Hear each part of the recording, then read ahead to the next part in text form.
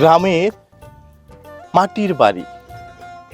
90 দশকে যখন এই বাড়িগুলাই ছিল মানুষের থাকার একমাত্র অবলম্বন, আজকে দেখুন মানুষ না থাকার দরুন কেমন ভেঙে পড়তেছে।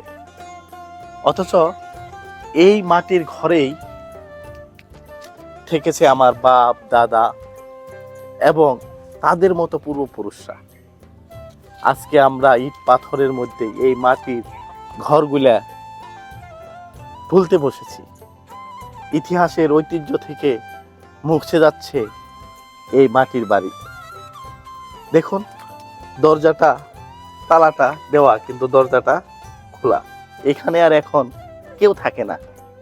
এক সময় হয়তো এখানেই কোনো ছোট্ট শিশু কান্না করছে, মা তার কান্না থামানোর জন্য হয়তো বা ওই চুলার পাড় থেকে দৌড়ে এসে এখানে তাকে শান্ত করেছে। এই যে দেখুন ঘর কিভাবে টিনটা ভেঙে গেছে, দরজাটাও ভাঙা। কিন্তু এক সময় এরকম ছিল না।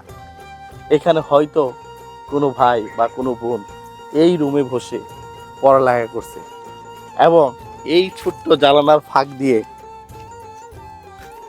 পূর্ব আকাশের চন্দ্রের আলো পড়তো।